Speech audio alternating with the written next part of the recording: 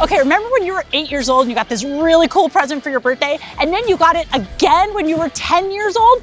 That's what Ram is doing with this 5.7 liter Hemi V8. They dropped it for 2025, but it is back for 2026. But here's the question. That high output 6-cylinder engine, it is so good. Like, is this V8 even necessary? We're Edmunds, and we test hundreds of cars each year on the road and at our private track, so you get the most trusted reviews. If you want to know which car, truck, or SUV is the best, then stick with us.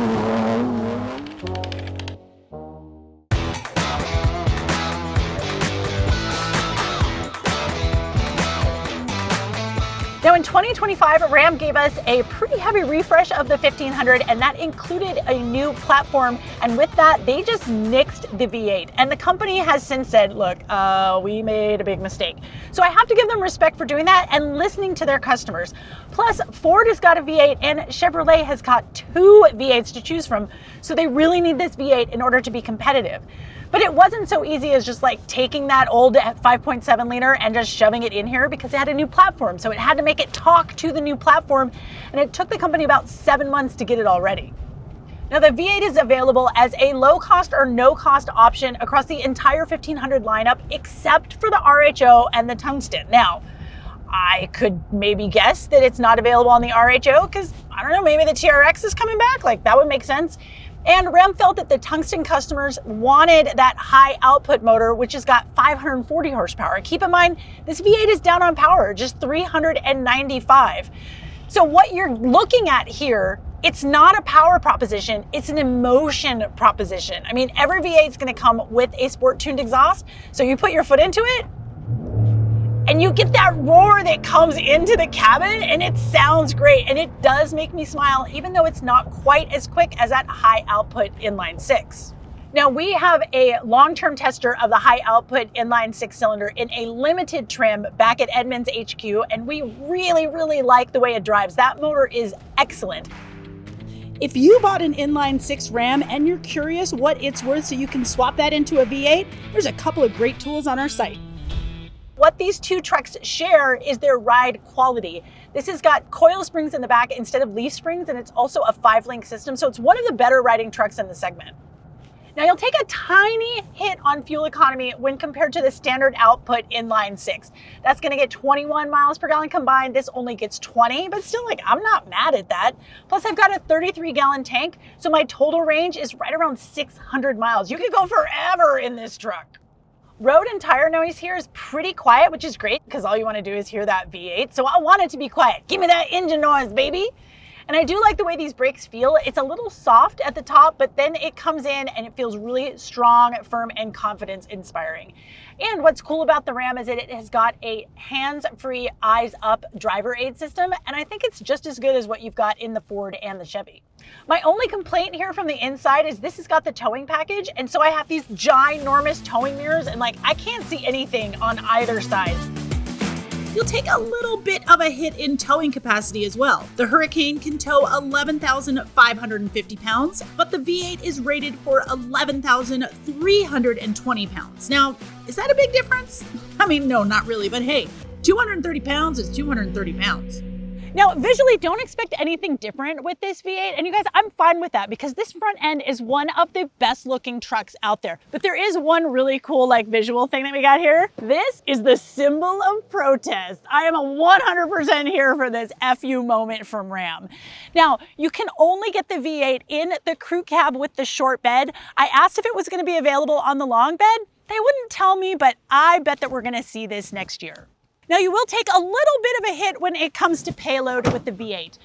That's a pretty good number, but still it's less than the maximum that you'll get with the high output Hurricane engine, and it's less than the maximum that you can get in the Ford or Chevrolet V8s. Now I'm in a mid-trim Lone Star edition, so I don't have any of the fancy leather, but frankly, I'm okay with that. These cloth seats feel pretty nice. What I do love is all of this space back here. What a great place to spend a road trip. Plus, I got cup holders here in the center. I got cup holders here. I've got USB A and C ports, plus a standard outlet, plus AC vents, plus this little tiny little cupboard here for my phone. Like, Rear seat is dope in these Rams. I love it. I have so much room. It's like my office. And all that space continues up here in the first row with these super comfortable seats. And listen, if you got stuff to store, there's so much. I mean, I have this giant center console right. Oh my God, I didn't even know that was a thing. Look, you've got another flip down thing into your center console. Then you have your giant center console. Then this part of the center console moves back and forth. Plus that's got a bin and cup holders. I've got room to charge 2 phones here. I've got 4 USB ports, both A and C. I got a little cubby hole up here. I've got a little storage there. I mean, you can put everything but the proverbial kitchen sink in this truck. Now, I do have a large screen here. I like the operating system, but compared to other manufacturers, it's getting a little bit old and tired, so hopefully we get a revamp of that pretty soon. But the good news is that you have physical controls for your HVAC buttons, so you never have to mess around on the screen just to like change the temperature a little bit. Hey, if you had a good time watching this video, go ahead and hit that like and subscribe button. It would make me so very happy. And if you have any questions or maybe some suggestions on videos, go ahead and put it in the comments. We read them all. All right, they are letting me take this V8 truck on an autocross course, which I'm so excited for. So I'm in 4-wheel drive auto, sport mode. Let's see what happens! Keep your foot in it, Hall. Keep your foot in it, Hall. Keep your foot in it, Hall. And brake right here, apex. Just like, you know what? Just hit the bump stop and just let it roll. Just hit the bump stop. I do have those coil springs, so the suspension is really comfortable, but you can definitely feel this thing leaning. It's amazing. Hit that. Come on in, track it out. Yeah, there it is, there it is, there it is, there it is, there it is. Straighten out, here we go. I do love this transmission too. It's giving me a lot of good access to all of this power. Keep it going, and exit. That was fun. I'm gonna do that like 10 more times. New this year is a 10-year, 100,000-mile limited powertrain warranty.